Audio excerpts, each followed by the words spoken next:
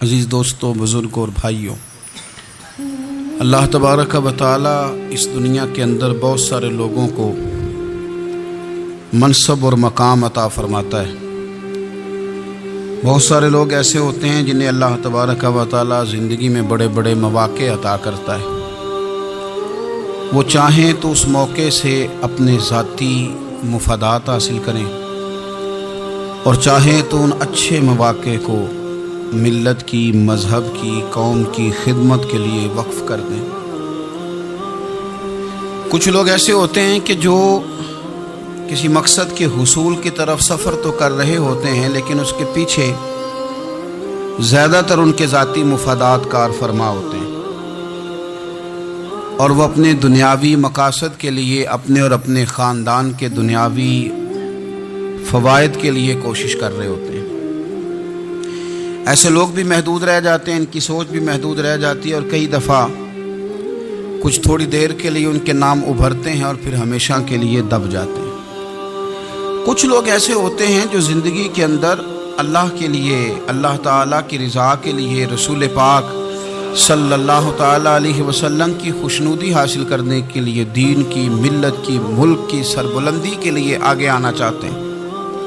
میرا رب کریم قرآن مجید سورہ حج میں ارشاد فرماتا ہے کہ الذین ان مکناہم فی الارض، کچھ لوگ ایسے ہیں کہ اگر ہم انہیں زمین میں اقتدار دیں، زمین میں اگر ہم انہیں قابو دیں تو وہ کیا کریں گے؟ اقاموا الصلاۃ وآتوا الزکوٰۃ، وہ نماز قائم کریں گے، زکوٰۃ ادا کریں گے، وامروا بالمعروف، نیکی کا حکم دیں گے، ونہوا عن المنکر، اور لوگوں کو بری باتوں سے منع کریں گے۔ وہ دینی، فکری، اصلاحی انقلاب برپا کر دیں گے، نماز کو عام کریں گے، زکوٰۃ کو عام کریں گے، بھلائی کا حکم دیں گے اور برائی سے منع کریں گے۔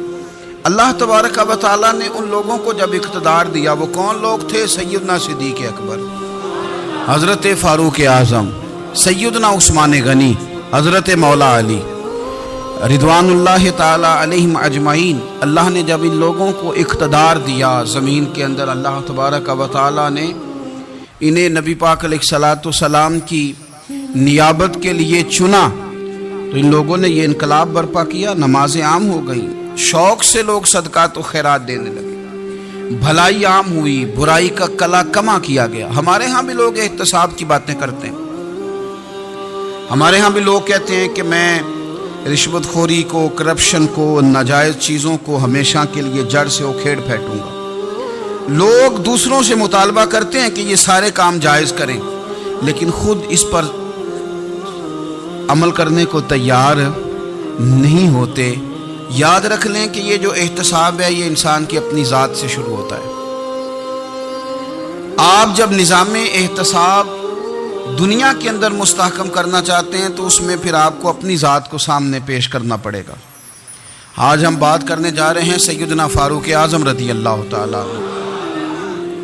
تو جناب عمر فاروق رضی اللہ تعالیٰ عنہ کا جو نظام احتساب ہے، انہوں نے اس کو گھر سے شروع کیا تھا، اپنے آپ سے اس کا آغاز فرمایا تھا۔ ہمارے ہاں یہ ہوتا ہے کہ جس بندے کے اکاؤنٹ میں اچھے خاصے پیسے ہیں، وہ بل جمع کرانے جائے تو اسے لائن میں نہیں لگنا پڑتا، مینیجر صاحب اسے آگے بلا لیتے، تو وہ بعد میں کیا کہہ رہا ہوتا ہے؟ کہتا دیکھو اللہ نے کتنی عزت دی ہے، مجھے لائن میں نہیں لگنا پڑا۔ بھائی لائن میں لگنا تو آپ کا یہ تھا کہ آپ سمجھتے کہ سارے مسلمان ہیں، مومنین ہیں، برابر ہیں، تو میں کسی کو تکلیف میں مبتلا نہ کروں۔ جب آپ آگے چلے گئے تھے تو آپ نے بہت سارے لوگوں کا حق مارا تھا، وہ لائن میں جو لگے ہوئے تھے ان کا وقت لمبا ہو گیا تھا۔ آپ نے تو اپنے آپ کو احتساب کے لیے پیش ہی نہیں کیا، بلکہ آپ نے کہہ دیا کہ جناب میرا تو رتبہ اعلیٰ ہے، لہذا یہ میرا حق بنتا تھا، مجھے تو استحکام ملنا چاہیے تھا۔ یہاں بہت سارے لوگوں نے اپنے حق میں چیزوں کو اور رنگ میں پیش کیا۔ سیدنا فاروق اعظم رضی اللہ تعالیٰ عنہ نے اس نظام احتساب کو اپنے گھر سے شروع فرمایا۔ حضرت عمر فاروق رضی اللہ تعالیٰ عنہ اپنے بچوں سے فرمایا کرتے تھے کہ جب میں حکم لوگوں کو کروں گا نا، اپنی رعایا کو، مسلمانوں کو میں کوئی حکم دوں گا تو تمہیں پہلے اس پر عمل کرنا پڑے گا۔ آپ فرمایا کرتے تھے یاد رکھنا، لوگ تمہیں اس طرح دیکھیں گے، لوگ اس طرح تمہیں دیکھیں گے جس طرح گوشت کھانے والا پرندہ گوشت کو دیکھا کرتا ہے. چیل گوشت کھاتی ہے تو کیا کبھی اس کو پیغام بھیجنا پڑا ہے کہ تو آجا یہاں گائے مر گئی ہے, بھینس مر گئی ہے؟ خود بخود اس کی نظر ہوتی ہے, وہ پہنچ جاتی ہے. جناب عمر فرمانے لگے میرے گھر والوں, میرے بیٹوں, میری بیٹیوں, میری اہلیہ, لوگ تمہیں اس طرح دیکھیں گے جس طرح گوشت کھانے والے پرندے دیکھتے ہیں. لہذا میں جب کسی کو عمل کروں تو پہلے تمہیں اس پر عمل کرنا پڑے گا جب میں کسی کو حکم دوں. آپ فرمانے لگے یاد رکھنا اگر تم نے میرا حکم نہ مانا تو غیروں نے حکم نہ مانا تو انہیں ایک سزا ملے گی, اور اگر میرے گھر والوں نے نہ مانا تو ڈبل سزا ملے گی. تم پر ڈبل سختی کی جائے گی کہ تم نے میری بات کیوں نہیں مانی. یہ نظام احتساب ہے. ہم نہ دوسروں کے بچوں کا گلا کاٹ کے اپنے بچوں کی خوشیاں لینا چاہتے ہیں. ہم چاہتے ہیں کہ دوسروں کے بچوں کے حصوں کا مال میرے گھر میں آ جائے. آ جاتا ہے. کچھ لوگوں کی سیاست چل جاتی ہے, کچھ لوگوں کا فریب اور فراڈ کام کر جاتا ہے, لیکن وہ گھر روشن نہیں ہوتے. ان گھروں میں پیسہ ہوتا ہے پر قرار رخصت ہو جاتا ہے. ان گھروں میں آسانیاں اور وسعتیں تو آ جاتی ہیں لیکن ایک دوسرے کا احترام ختم ہو جاتا ہے. سیدنا فاروق اعظم رضی اللہ تعالیٰ عنہ کا یہ طریقہ تھا کہ وہ اپنے بچوں پر سختی کرتے. آپ ہمارے ملک میں یہ نظام ہے, موجودہ حکمران ہو یا ان سے پچھلے, بچے سب کے ملک سے باہر رہتے ہیں. یہاں رہتے ہیں تو محلات میں, باہر جاتے ہیں تو بڑی بڑی آسائشوں میں.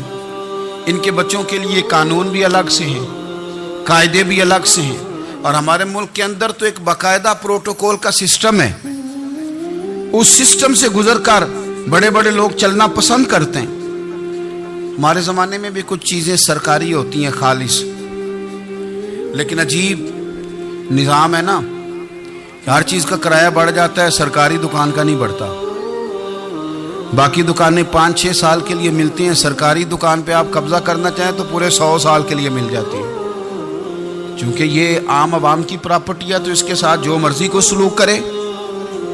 ایک سرکاری چراگاہ تھی جس کے اندر جانور چرا کرتے تھے. ہمارے ہاں بھی پنجاب میں کچھ جگہیں ہوتی ہیں تو ہم لوگ کہتے ہیں شام لاٹ ہے.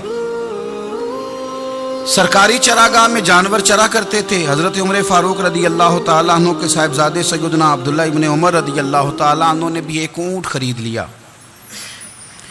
تو سب لوگوں کے جانور سرکاری چراگاہ میں چرتے تھے, آپ نے بھی اپنا جانور وہاں چرنے کے لیے, کھانے پینے کے لیے چھوڑ دیا. وہ جب اونٹ آیا تو پتلا تھا, کچھ دنوں کے بعد وہ فربا ہو گیا, طاقتور ہو گیا, موٹا تازہ ہو گیا. حضرت سیدنا عبداللہ ابن عمر رضی اللہ تعالیٰ عنہ نے بیچا تو وہ ڈبل قیمت سے بھی زیادہ کا بکا, کیونکہ پہلے دبلا پتلا تھا, اب موٹا تازہ فربا ہو گیا. حضرت سیدنا فاروق اعظم رضی اللہ تعالیٰ عنہ کو پتہ چلا تو بلایا, فرمایا پتر اونٹ بیچ دیا ہے؟ ابا جی بیچ دیا ہے. فرمایا کتنے کا خریدا تھا؟ اتنے کا. بیچا کتنے کا؟ ڈبل قیمت بتائی. فرمایا اس طرح کر کے اصل رکھ لے اور جو اوپر ملی ہے مجھے دے دے. حضور آپ نے کیا کرنی ہے؟ فرمایا میں سرکاری خزانے میں جمع کروں گا. حضور کیوں؟ فرمایا اس لیے کہ تیرا اونٹ سرکاری جگہ پہ چرا کرتا تھا, وہ گھاس سرکاری جگہ سے کھاتا تھا. حضور سب کے کھاتے. حضرت عبداللہ ابن عمر کہنے لگے سب کے کھاتے ہیں. آپ فرمانے لگے تو سب میں شامل نہیں ہے, تو امیر المومنین کا بیٹا ہے, تجھے میں یہ حق نہیں دے سکتا, تیرے اوپر تھوڑی سختی زیادہ کی جائے گی, تجھے یہ حق نہیں ملے گا. تو اپنے اونٹ کو چونکہ سرکاری چراگاہ میں چرایا کرتا تھا, لہذا تجھے وہ جو اصل رقم یہاں جمع کرانی پڑے گی. ہمارے تو بچے پہلی بات تو یہ ہے کہ بات ہی نہیں سنتے. یہ سب کے بچوں کی بات کر رہا ہوں, وہ ٹیچر کے بچے ہوں, سیٹھ کے بچے ہوں, پیر کے بچے ہوں, امام صاحب کے بچے ہوں, کسی کے بچے ہوں, پہلے تو سنتے نہیں. اور اللہ خیر کرے اگر آپ کوئی سنانا چاہیں تو فوری طور پر وہ ہوم منسٹری کے پاس پہنچ جاتے ہیں, ان کی اماں ان کی وکیل بن جاتی ہے, آپ کہہ ہی کچھ نہیں سکتے. حالات رخ بدل جاتے. اس کا نقصان یہ ہوتا ہے کہ ان کو تراشا نہیں جا سکتا, ان کو ہیرے نہیں بنایا جا سکتا. ان کے اوپر کچھ ایسی میل کچیل چڑھ جاتی ہے جو بڑی عجیب و غریب ہوتی. اور کچھ لوگ ایسے ہوتے ہیں جو خرابی کرنے میں بھی اپنا کردار ادا کرتے ہیں, خرابی کرنے میں. اور بڑے لوگوں سے منسلک ہونے کے لیے لوگ رستے تلاش کرتے ہیں, رستے. میں چونکہ چیزوں کا مطالعہ کرنے کا بڑا شوقین ہوں تو میں میری والدہ داخل تھی کئی سال پہلے ہسپتال میں، تو مجھے اس ہسپتال میں کچھ دن رہنا پڑا. ایک پرائیویٹ ہاسپٹل تھا، تو اس میں انہوں نے جگہ جگہ لکھ کے لگایا تھا ملازمین کو بخشیش نہ دیں. ہم ان کو بڑی اچھی معقول تنخواہ دیتے ہیں، سیلری بڑی عمدہ ہے، تو لوگ بخشیش نہ دیں. میں نے جو مینجمنٹ کے لوگ تھے ہاسپٹل کی، ان میں سے ایک سے میں نے کہا کہ اگر کوئی بندہ اپنی خوشی سے دینا چاہے تو آپ نے بڑا موٹا لکھ کے لگایا برائے مہربانی ان کو بخشیش نہ دیں. اس نے بڑی قیمت، سادہ آدمی تھا پر میری بڑی اس نے مجھے بات بتائی، مجھے نفع ہوا. کہنے لگے مولوی صاحب، جب کچھ امیر لوگ ہسپتال میں مریض لے کے آتے ہیں تو وہ صفائی والے کو پہلے ہی 500 روپیہ دکھا لیتے ہیں آتے ہی. پھر وہ جیسے آواز دیتے ہیں صفائی والے فٹافٹ اندر آتے ہیں، ان کا کمرہ صاف کرتے ہیں. تو سارے تو بیچارے اتنے مالدار نہیں ہوتے کہ آتے ہی پہلے کام والے کو 500 دیں. پھر نقصان کیا ہوتا ہے کہ یہ جن کی ذمہ داری ہے بہت ساری ڈیوٹیاں کرنے کی، یہ ڈیوٹی نہیں کرتے. یہ پلٹ کے ان کی طرف دیکھتے ہیں جن کے گھر سے سالن صحیح آتا ہے. ادھر ان کی توجہ زیادہ ہو جاتی ہے، جو نوٹ ان کو زیادہ دکھاتے ہیں، جو پھل لے کے آتے ہیں تو آدھا ان کو دیتے ہیں. تو ہم یہ کہتے ہیں یہ کام ہی نہ کرو، یہ اپنی تنخواہ پہ کام کریں تاکہ ہر آنے والے کا درد سمجھیں، ہر ایک کو یکساں یہ سروسز فراہم کریں. تو ہم یہ کام کرتے ہیں. ہم ایم پی اے کے اور کسی سے ہمارا تعلق نہ بنے تو ہم جناب اس کے ڈرائیور سے ہی تعلق بنا لیتے ہیں. ہم وہ جو آپریٹ کرنے والا ہوتا ہے ٹیلی فون، اسی سے بڑا تعلق بناتے ہیں، اس کو مٹھائی کا ڈبہ جلدی پہنچا دیتے ہیں. تو اسی طرح سے بڑے لوگوں کی اولادوں کو بگاڑا جاتا ہے.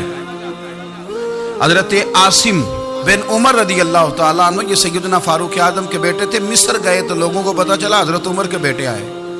لوگوں نے تحفے دیے، بڑی بڑی چیزیں آپ کو دی.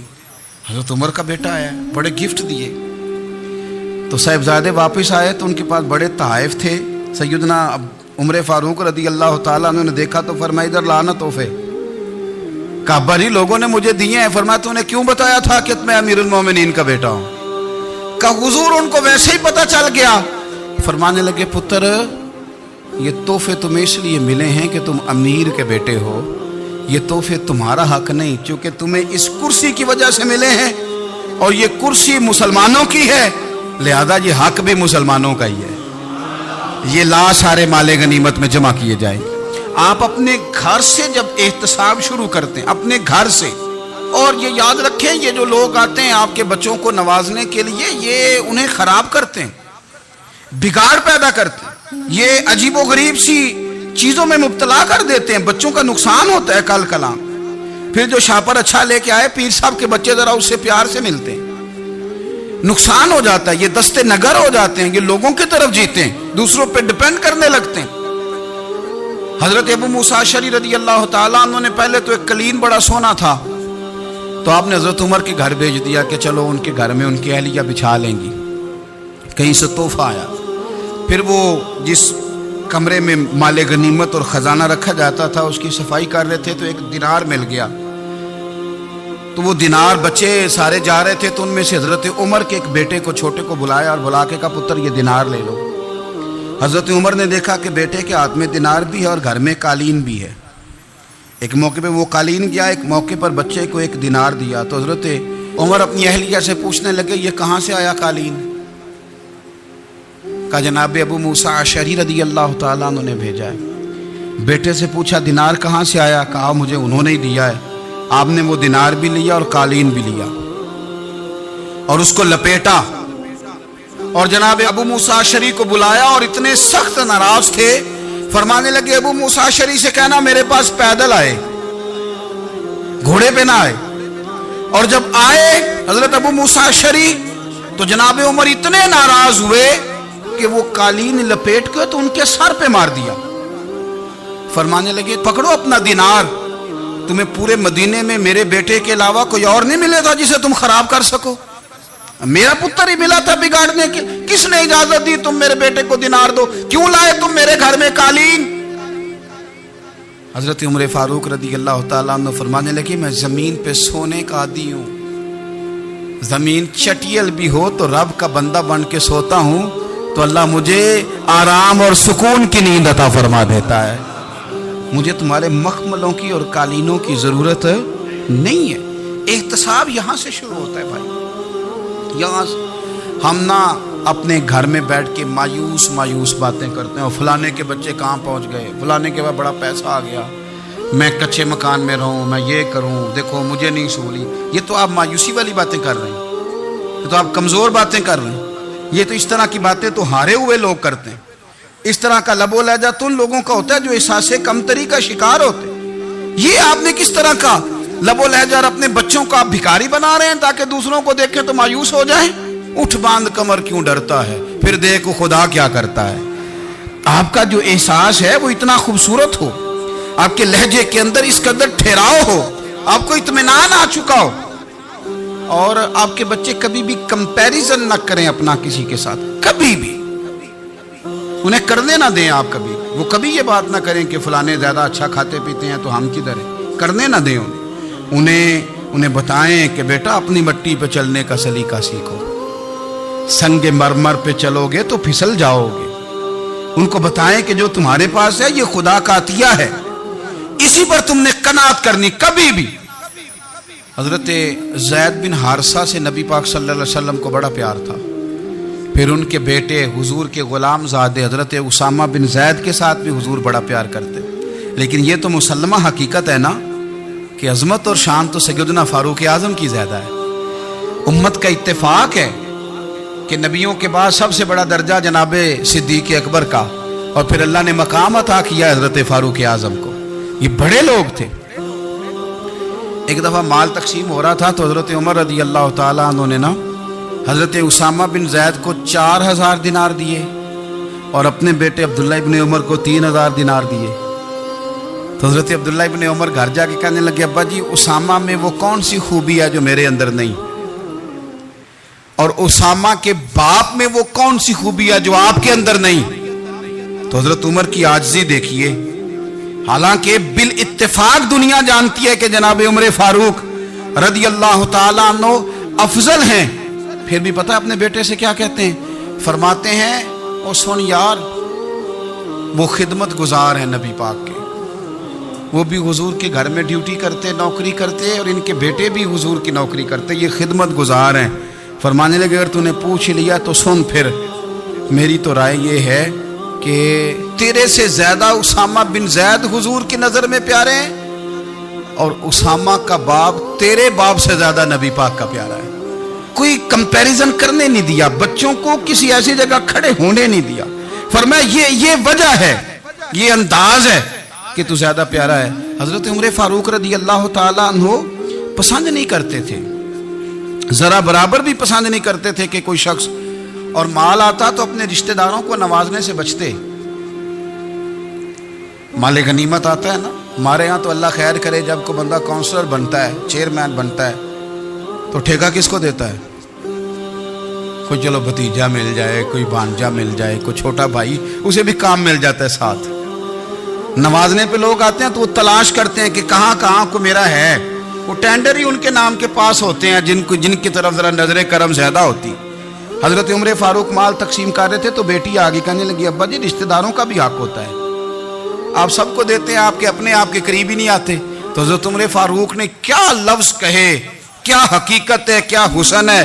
فرمانے لگے پتر یہ مال تیرے باپ کا نہیں، مسلمانوں کا ہے، جب تیرے باپ کا ذاتی مال ہوگا تو اپنے رشتہ داروں کو دے گا، یہ مسلمانوں کا مال ہے، یہ اسی حساب سے تقسیم ہوگا جو عدل کا حساب ہے، جو ترازو ٹھیک ہے۔ فرمایا تو مجھے یہ مشورہ نہ دے، یہ مسلمانوں کا مال۔ یہاں سے نظام احتساب شروع ہوتا ہے، یہاں سے انسان آگے بڑھتا ہے، اور پھر کوئی تکلف نہیں کسی پر حضرت عمر کا، کوئی چھوٹا ہے یا بڑا ہے۔ حضرت ابو سفیان رضی اللہ تعالیٰ عنہ سردار رہ چکے ہیں مکے کے، بڑے آدمی، لیکن نظام احتساب میں کوئی چھوٹا بڑا نہیں ہوتا۔ حضرت عمر فاروق مکہ مکرمہ گئے تو لوگوں نے کہا حضور جناب ابو سفیان نے نا گلی میں پتھر رکھے، اور بہت سارے لوگوں کو رستوں میں تکلیف ہو رہی ہے، تو حضرت ابو سفیان رضی اللہ تعالیٰ عنہ سے بھی لوگ کہہ دیتے تو وہ بھی اٹھا دیتے، لیکن لوگوں نے چونکہ وہ سردار تھے، بڑے تھے، تو لوگوں نے ان سے کہا نہیں۔ حضرت عمر جب آئے تو کہا تو جناب عمر نے پرواہ نہیں کی، خود آئے جناب ابو سفیان سے کہا یہ پتھر آپ نے رکھے؟ کہا حضور ہاں۔ فرمایا یہ بھی اٹھائیے، یہ بھی اٹھائیے، یہ بھی اٹھائیے۔ جب وہ اٹھا رہے تھے تو حضرت عمر کہہ رہے تھے شکر نہیں اللہ کا کہ عمر کہہ رہے ہیں اور ابو سفیان مانتے جا رہے ہیں. شکر نہیں، یہ نظام احتساب ہے کہ بڑا ہو یا چھوٹا ہو اس کو یہ حق حاصل نہیں ہے کہ مسلمانوں کو وہ کسی تکلیف میں کسی بھی صورت میں مبتلا کرے، کہیں بھی کسی جگہ بھی، اس کو یہ والی اجازت نہیں. حضرت سیدنا عمر فاروق رضی اللہ تعالی عنہ. پھر ایک اور بات تھی، میں کئی دفعہ یہ بات کہتا ہوں اور مجھے ذاتی طور پر اس کا بڑا تجربہ ہے. کچھ لوگ نا خوشامد پسند ہو جاتے ہیں، بڑی عمدہ تعریف کرتے ہیں، اوئے ہوئے ہو پول باندھتے ہیں پورے. آپ کے پاس آئیں گے تو کہیں گے جناب آپ سے زیادہ اچھا بندہ ہی کوئی نہیں. تو وہ نا آپ سے کام نکلواتے ہیں. پھر وہ کسی دوسرے کے پاس جاتے ہیں تو اسی طرح کا رویہ وہ دوسروں کے ساتھ کرتے ہیں. یہ عام لوگوں میں بھی مرض ہوتا ہے، عام لوگوں میں. اور بادشاہ ہو بندہ اگر، پھر تو اس کا دل کرتا ہے میں اگر بادشاہ سلام ہوں تو دو چار بندے دیہڑی پہ رکھ لوں پر میری تعریف ضرور کریں. پابندی ہوتی ہے، لوگ یہ کام بڑے شوق سے کرتے ہیں. اور شیخ سعدی فرمایا کرتے تھے لکڑی کو گھن کھا جاتی ہے اور بڑے لوگوں کو خوشامد کھا جاتی ہے خوشامد. حضرت عمر فاروق رضی اللہ تعالیٰ عنہ اس معاملے میں بھی بڑے مضبوط تھے. ویسے مجھے اور آپ کو اچھا کون لگتا ہے؟ ہماری غلطیاں بتانے والا. ہمارے ایسا فرمایا کرتے تھے اپنے دشمنوں کی باتوں پر بھی غور رکھو، تمہارے دشمن تمہیں نکھار دیتے ہیں.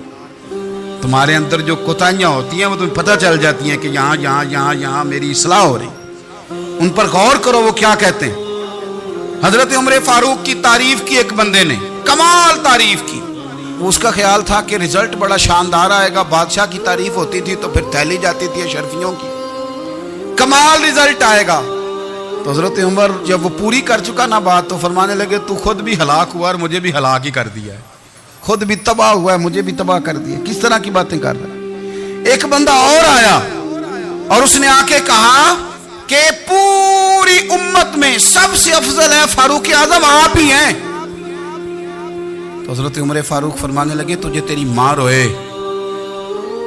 ابو بکر تجھ سے بھی افضل تھے، تیرے باپ سے بھی افضل تھے، اور صدیق اکبر مجھ سے بھی افضل ہے اور میرے باپ سے بھی افضل ہے. یہ تو کس طرح کی بات کر رہا ہے. یہاں ہر شے ہضم نہیں ہو جاتی، فوری طور پہ لوگ ڈکار بھی پورا نہیں لیتے. قرآن مجید نے کہا فَلَا تُزَكُّوا أَنفُسَكُمْ هُوَ أَعْلَمُ بِمَنِ اتَّقَىٰ. اپنے منہ سے نہ کہو میں پاک صاف ہوں، اللہ زیادہ بہتر جانتا ہے کہ تم میں سے پرہیزگار کون ہے. اپنے منہ سے تعریفیں کرتے کراتے ہو، یہ مزاج چھوڑ دیں. حضرت عمر رضی اللہ تعالیٰ عنہ پسند نہیں کرتے تھے. ایک آدمی نہ چلتا تھا وہاں تو بڑا متکبرانہ چال کے ساتھ چلتا. حضرت عمر نے دیکھا، یہاں تک احتساب فرماتے تھے، زمین پہ زور زور سے پیر پٹکتا، چال بڑی اس کی متکبرانہ، لوگ بڑے پریشان ہوتے. حضرت عمر نے ایک دن سمجھایا، باز نہیں آیا. اگلے دن پہ درہ نکال لیا، لگائے 4 درے. فرمایا آج کے بعد نہ چلنا اس طرح مدینے میں پیر پٹک پٹک کے.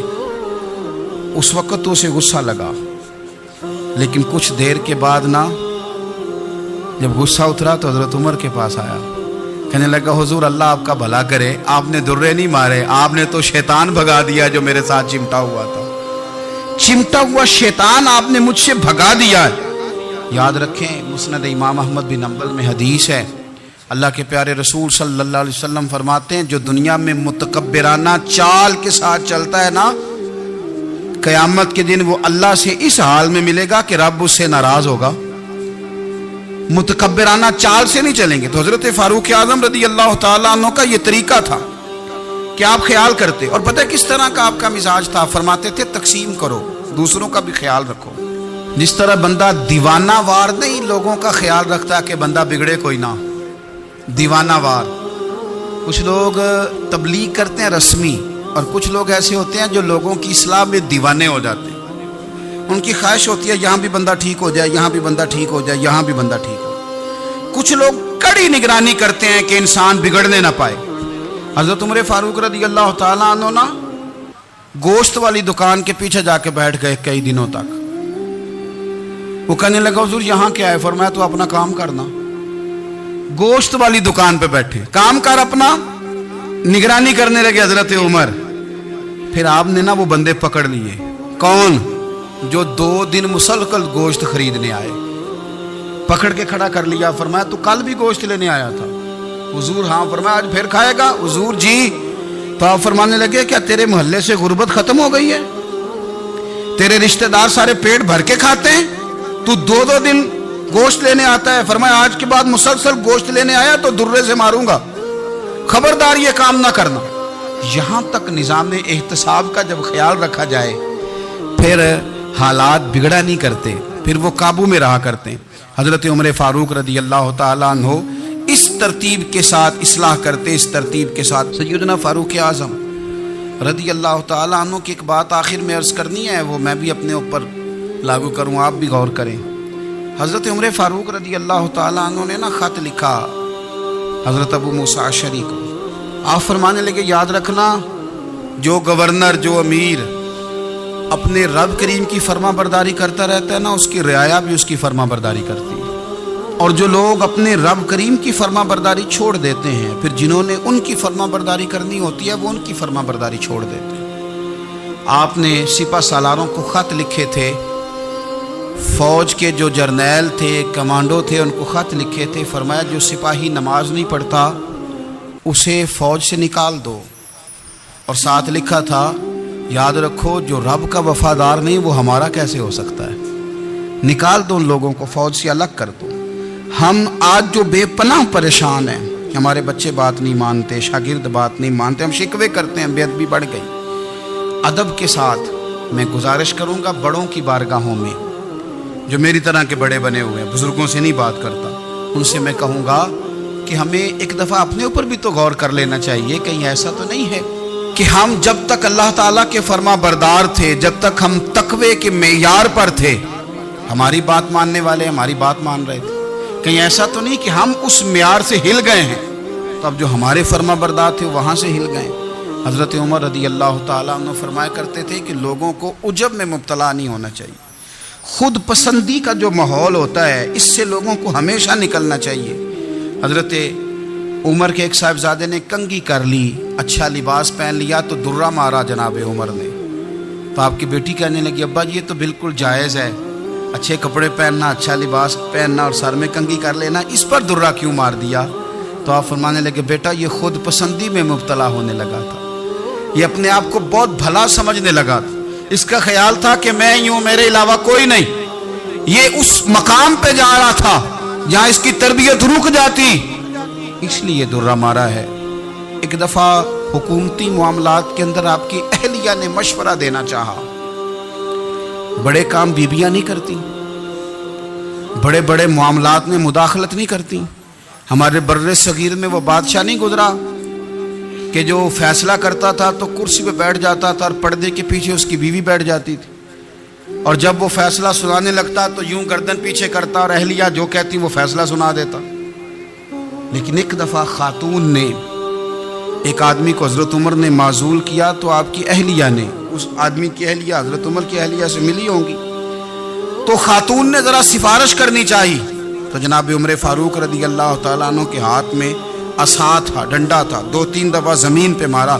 فرمایا تمہیں کس نے اجازت دی ہے حکومتی معاملات میں مشورہ دینے کی؟ یہ مشورہ مولا علی دیں گے یا عثمان غنی دیں گے؟ آپ کو کس نے اجازت دی؟ وہ حکومتی معاملات، وہ مسلمانوں کا اجتماعی معاملہ وہ مسلمان دیکھیں گے، آپ کو اس میں آنے کی اجازت نہیں ہے. جو آپ کی ذمہ داریاں ہیں، آپ کے حقوق ہیں، ان پر آپ بات کریں. تو بھائی نظام میں احتساب اپنی ذات سے شروع کریں. ہماری اولادیں، ہمارے بچے، وہ باہر سے انہوں نے زیادہ اثر نہیں لیا. ہم نے انہیں بتایا ہے کہ ہم بڑے غریب ہیں، ہم بڑے مجبور ہیں، ہم تو بڑے کمزور ہیں، ہماری تو سنتا کوئی نہیں، یہ تو امیروں کا ملک ہے، اس میں تو فلانے کو اہمیت حاصل ہے. ان باتوں نے ہمارے بچوں کو کمزور کیا ہے، ان باتوں نے ہمارے بچوں کے دلوں میں احساس کمزوری پیدا کیا. آپ ان کو جینا سکھائیں، آپ ان لوگوں کو بتلائیں کہ رب کریم نے جو تمہارے لیے بہتر سمجھا وہ تمہیں اپنے فضل سے بڑا عطا فرمایا ہے. آپ ان کو ان کے مقام پر رہ کر خوددار اور قناعت پسند ہونا سکھائیں. آپ یقین کریں گھر امن والا بن جائے گا. بچے اگر بھنا ہوا گوشت کھا رہے ہوں اور پھر بھی لاڑی رہے ہوں کہ مسالہ میری مرضی کا نہیں، سٹائل میری مرضی کا نہیں، ٹیسٹ میری مرضی کا نہیں، یہ والا گوشت میں نے نہیں کھانا، یہ اس طرح کر کے بنا ہوتا تو پھر میں نے کھانا تھا۔ وہ زیادہ خوفناک صورتحال ہو جاتی ہے۔ لیکن اگر ابا جی اماں جی گھر والے کھیتوں میں کام کر رہے ہیں اور بچے اچار کے ساتھ روٹی لے کے جائیں اور بننے پہ بیٹھ کے پھٹے پہ بیٹھ کے وہ پھر کھانا شروع کریں، اور جب وہ اچار آئے اور وہ ایک دوسرے کو کہیں کہ آج تو 2 کلے ہو گئے میرے کام کے، اس دفعہ تو دیکھنا ہماری فصل کتنی شاندار ہوگی، ایک دوسرے کو دیکھ دیکھ کے وہ ہنسیں اور مسکرائیں اور ان کی باتوں میں لذت ہو، اور پھر وہ کہیں کہ آم بڑے اچھے مل گئے تھے، دیکھو اچار کتنا سونا آ گیا ہے، دیکھو یہ کس قدر زیادہ اچھا ٹیسٹ ہے، تیل بھی بڑا اچھا ہے، گل بھی بڑے وقت پہ گیا ہے۔ آپ یقین کریں یوں لگتا ہے کہ کائنات کی سب سے بہترین روٹی یہ لوگ کھا رہے ہیں۔ یہ سوچ حضرت عمر نے ہمیں دی ہے، یہ فکر جناب عمر نے ہم تک پہنچائی ہے۔ اللہ ہمیں سمجھنے کی توفیق عطا فرمائے۔ آخر دعوایا ان الحمدللہ رب العالمین۔